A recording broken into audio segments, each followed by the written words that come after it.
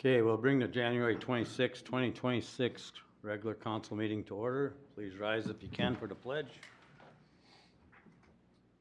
I pledge allegiance to the flag of the United States of America and to the republic for which it stands, one nation, under God, indivisible, with liberty and justice for all.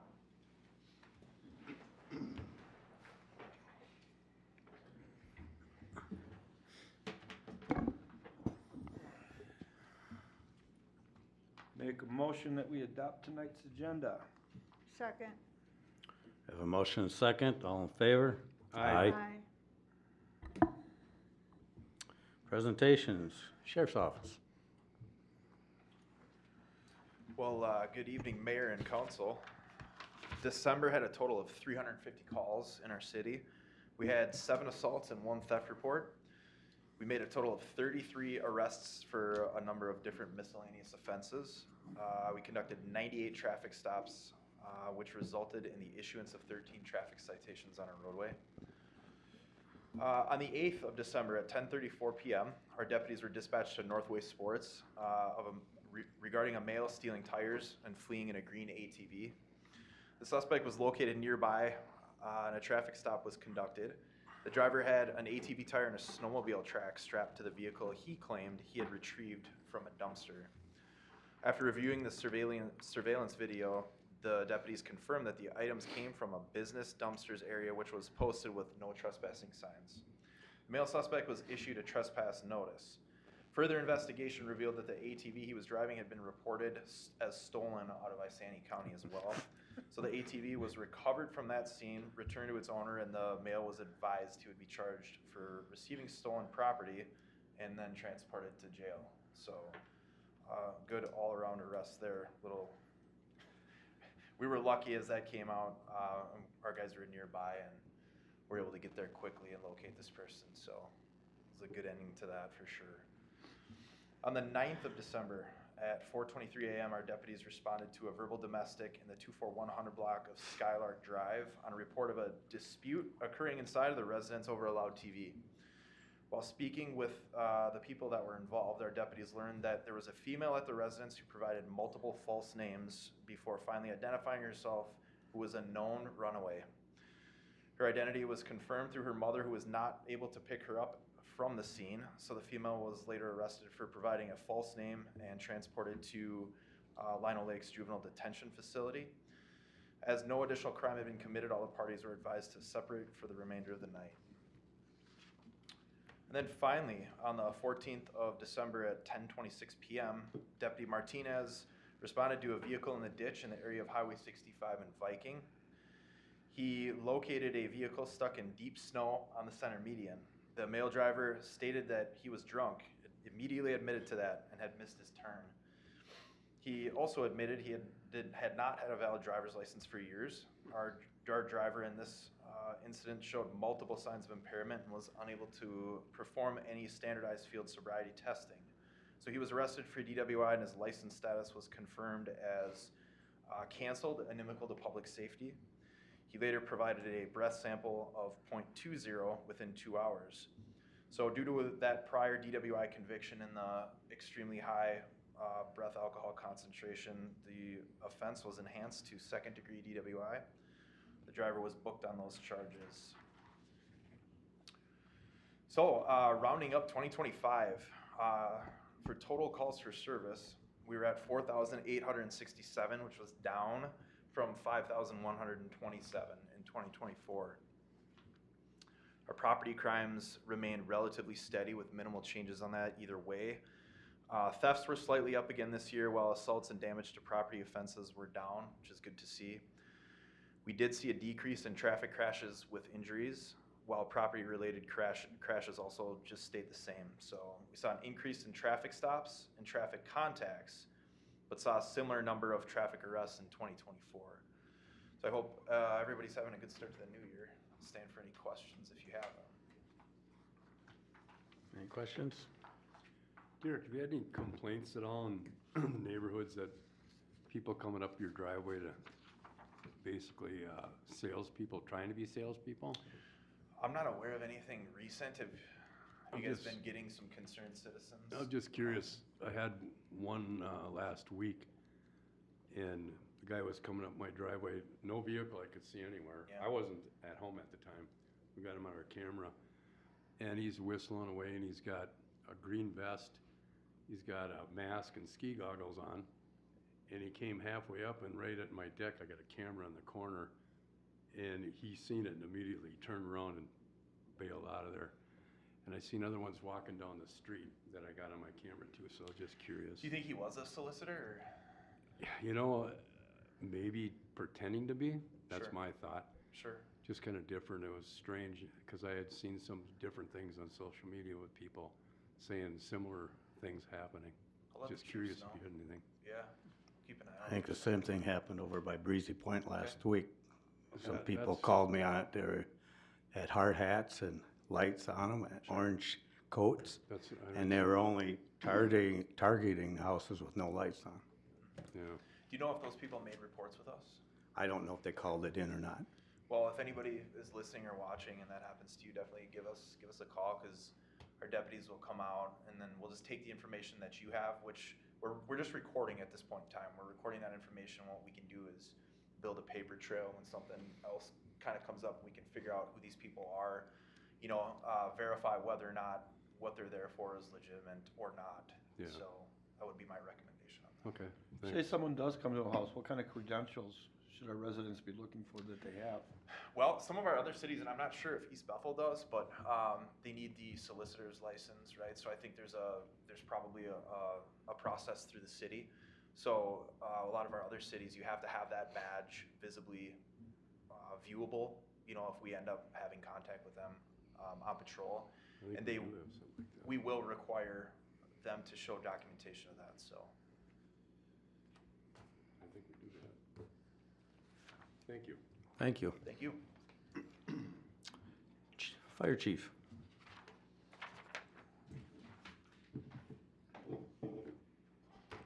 Mayor, members of the council, thanks for having me tonight.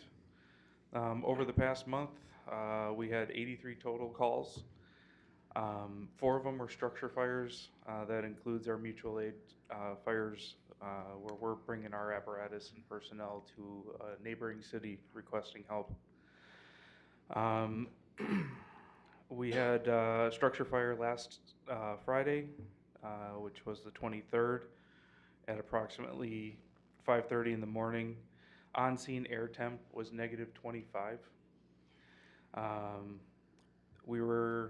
The crews that responded were able to make a good stop, containing it to the chimney in the attic space of this house. Should not be a total loss of this house by any means, should be repairable. The departments that helped us on that fire were Ham Lake, Linwood, Rum River Fire District, which is now a combination of St. Francis and Bethel Fire Departments, Stacy Lent, Isani, Oak Grove, and Forest Lake. Alina also stood by for our people. And then Anoka County Sheriff's Office was there for a couple hours as well, helping with whatever we needed help with. The medical calls, there were various medical calls that we covered over the past month. The majority of them were difficulty breathing, possible heart problems, and falls. There is a year-end report coming. I was hoping to have it done for this meeting, but that didn't happen, so I'll get it to you guys next meeting. But we did end the year with 918 calls, which is approximately 100 shy, just over 100 shy of last year's. We did make minor adjustments, but nothing to equal that. I did talk with Alina, and they just actually said they weren't in the East Bethel area for the past, the last 6 weeks to 2 months. The floors are complete at all the stations. So that project has been completed. The floors turned out great. Polytech did great work. They worked with us logistically to keep the stations up and running and making sure we had apparatus at every station to be able to respond while they were doing the work. We have an update on the duty crew. We changed back to daytime all calls. We're running into some staffing challenges with being able to cover the shifts. With that being said, there are people that are picking them up when they do. They are helping test equipment and maintenance and that kind of stuff. The deputy chief and I are reevaluating that program and seeing how we can better utilize it and make it a positive program. And then this coming Saturday, the 31st, we have the East Bethel Fire Department Auxiliary Breakfast. Starts at 8 o'clock. Goes until, I think it's 11 or noon. Can't remember. But encourage everybody to come down, have breakfast with us. It's at Station 1. It'll be in the apparatus bay. With that, I would open it up. Any questions? Any questions? Thank you, sir. Good. I just want to say I've been to that breakfast a few times. It's definitely worth going to. Definitely stop in. It's being catered by Route 65. Yep. What's Thank the you. date on that again? This The Saturday. 31st, this Saturday. Thanks, Chief. Consent agenda. I'll make a motion to adopt the consent agenda, and I'd like to pull E, F, I, and J. E, F, I, J. Any others need to be pulled? Well, I was gonna pull E, but since you pulled it.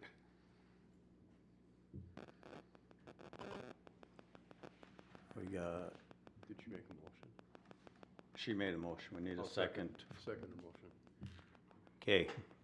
All those in favor of the consent agenda as amended? Aye. Aye. Item E. Item E is, I just want to thank Tanner Belfany and Sue Jefferson for their service on our planning commission. I really appreciate, they've been on for quite a while, and since 2011 and 1990 respectively, and I really appreciate their service to the city. Yeah, on E, I'd like to say thank you to Sue Jefferson.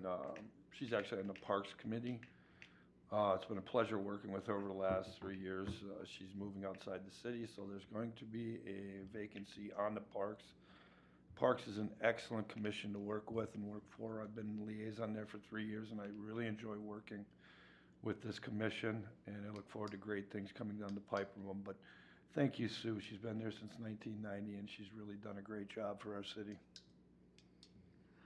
With that, I'll make a motion to approve item E on the consent agenda. Second. We have a motion, a second. Any further discussion? Hearing none. All in favor? Motion passes. Item F is the Arbor Day for April 24th. I think this is a really great thing that the city does, but I do just have a question. How many trees do they usually plant annually on this, for this Arbor Day? Does anybody on here know?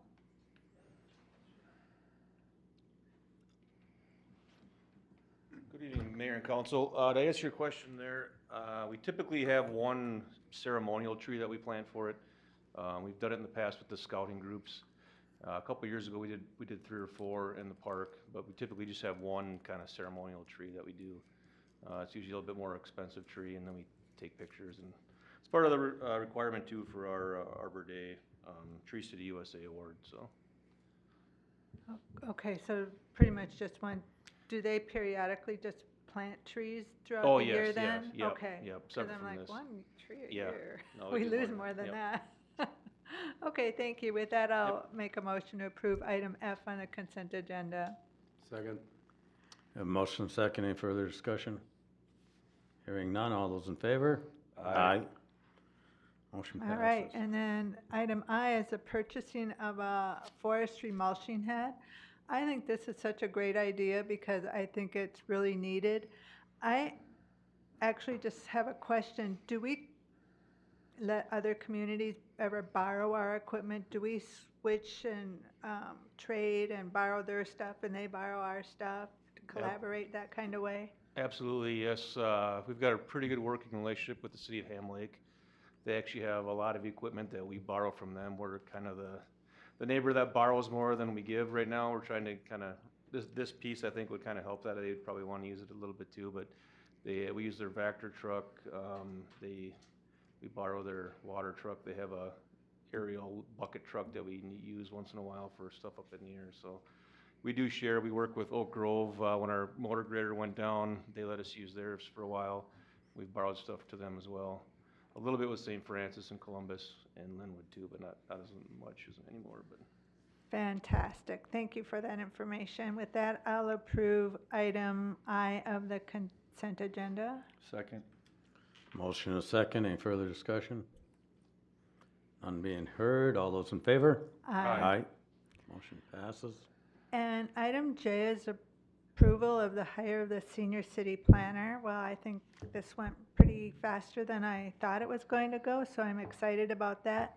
I have a question regarding this, though. I heard that this person is going to be spending time working from home too. And what are those time frames that they will be working? And is there any chance it will affect our residents? Because I did have a resident contact me, and they were a little concerned that, well, what if I need them? You know, it's all kind of what's in it for me with the residents too. Yeah, Mr. Mayor and council members, the original request was 2 days in the office, 3 remote. We negotiated 3 days in the office, 2 remote, and that's going to be, you know, I think a little bit fluid in that, let's say during the winter time things are real slow, but during the summertime things are really, really busy. The applicant had indicated that whatever time is needed, they'll definitely accommodate that. Currently, right now, Kendra with Landform is pretty much all remote, and emails that come in or telephone calls that come in get directed right to her phone, as would be to this gentleman's phone, and they can handle things, you know, without necessarily being in the office. There are times when people want to be in the office, and at that point, we would just ask that they schedule an appointment with him. He'll give them the available slots when they'll be in, and they can coordinate schedules, that sort of thing. So there shouldn't be any deficiency in service. Oh, that's good to hear. What about technology? Does he have the technology at his house currently, or are we going to provide it for them?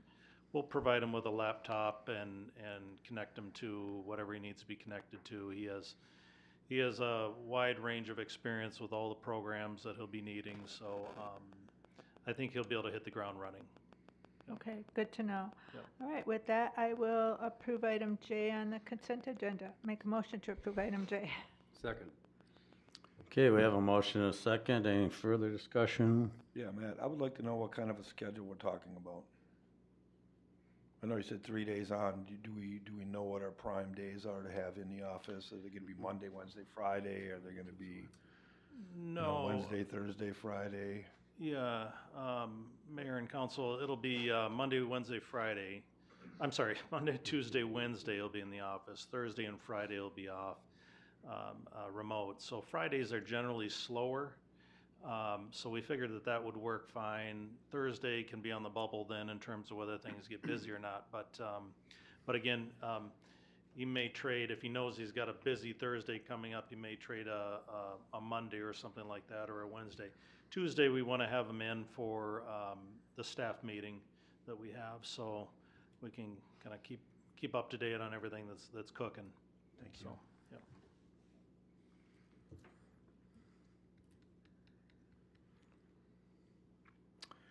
Okay, so all those in favor? Aye. Aye. Motion passes. Item E, Public Works.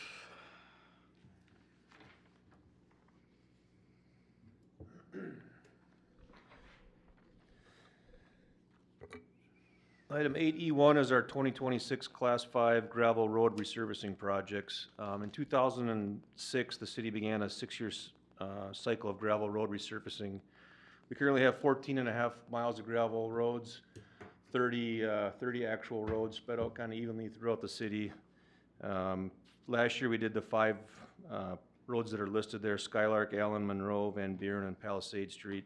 This year, we are recommending that we go out for bid to do Klondike Drive, so it's 1 3/4 miles. I think everybody's kind of familiar with Klondike, so I didn't provide a map, but it's due for a resurfacing, and if the council approves, we'd like to send that out for bids, and we'd bring that back once we get the bid numbers to finalize the actual amount.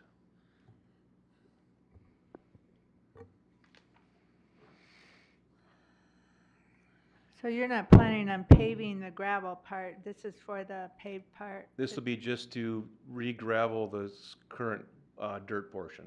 Okay, So roughly $50,000, I think, is what we kind of figured. We got a $55,000 budget. I think we'll be a little bit below that. We put an application of chloride on there as well. We do that every year. We do that after the road was resurfaced, so.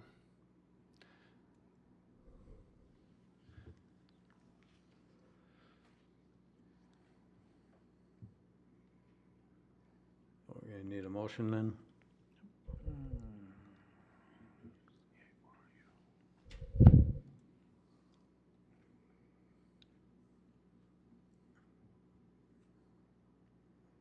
You're hiring this out, didn't they? Yeah, the city will do the prep work. The delivery of the material will be placed by the contractor, and then our staff levels it out and rolls it after it's dropped on the ground. So basically, we're just paying for the delivery, and they drop it off, and then we take it from there. So you guys just, like you say, the preliminary work, crowning it, and the right crown and everything Correct, else? yep. Reshape some of the ditching, drainage issues, stuff like that. Okay. I'll make a motion to approve the proposed gravel roads for Class 5 resurfacing 2026. I'll second it. Any further discussion? No. None being heard. All those in favor? Aye. Opposed? None heard. Motion passes. Staff report. Mr. Mayor and Council, I have a few updates here. I wanted to just pull up the section 18-231 for, as it deals with peddlers. And essentially, under licensing, we would require them to have state or county licenses as required, and a city license as well. They would need 30 days to apply for that. We would do background checks, and then notify them whether they are approved or not. So essentially, to answer the question of earlier, yes, they would need a license for peddling or selling, or there's definitions up here of everybody that would qualify. So at any rate, yeah, if there's people coming to your door and they don't have this requirement, you can notify them that they'll need to get this. And if they're nefarious looking, then of course call the police. So, okay, so I wanted to clarify that one. Then also we have on the local board of adjustments going to be in April this year. We have 2 council members. Jim and Tim are both good in terms of their training through July 1st, 2028. If there's anybody else on the council that would like to get this training, it's an online training. They would need to complete it this week. It's due by January 31st. So we have enough people to conduct the meeting, but if other people are interested in getting that training to better understand how the inner workings of this, I would definitely recommend doing that. And Carrie can send you a link to that, and it's pretty straightforward. I know. I'm not sure exactly the amount of time it took for you 2 guys to do it, but I don't think it was too lengthy. So that's gonna be renewed every year? Theirs is good till 2028, so you get, I think you did it last year, so 7 years or so. Yeah, I did mine last year. Yeah, so.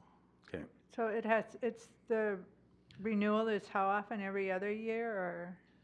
No, so theirs is good till 2028, so I would assume it's around 7 years is it'll last for that period of time. I'm sorry, not 7 years. They did it in 2025, 2024 or 25. So it'd be 3 years, my apologies. Okay. 3 years, and then you'd have to go back and get another renewal on that. But essentially, like I say, we have enough in terms of the required number. It's just if other council members are interested in understanding that whole process and the training that goes with that, we can set you up with that. And then everyone, of course, participates in April for the local Board of Adjustments meeting, so. I would like to attend it as a renewal, because I've done it before. Okay. And I just want to see if anything's changed, honestly, so. Sure, okay. I will have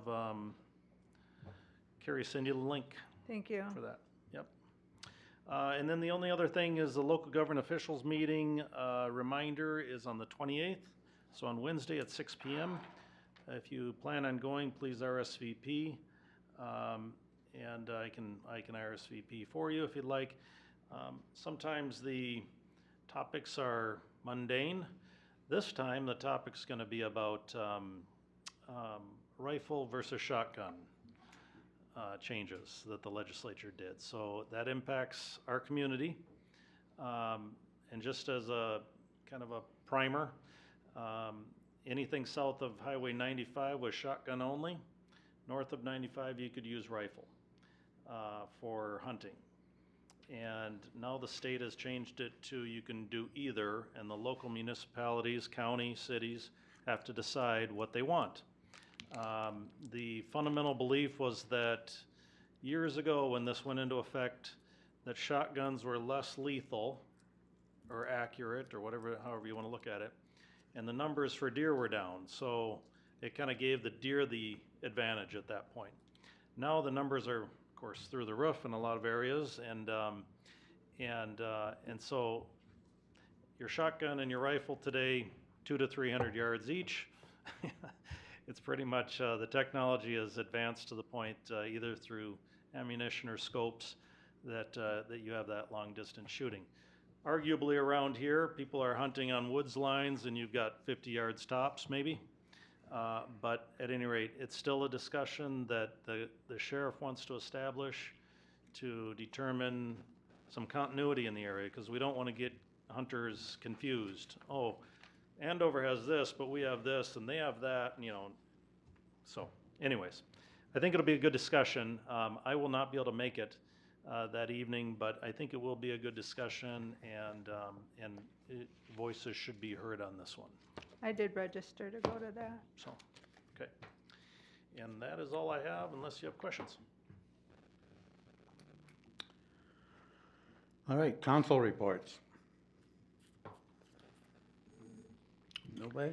I attended a airport meeting and a senior meeting this month. I think the senior meeting was a week ago.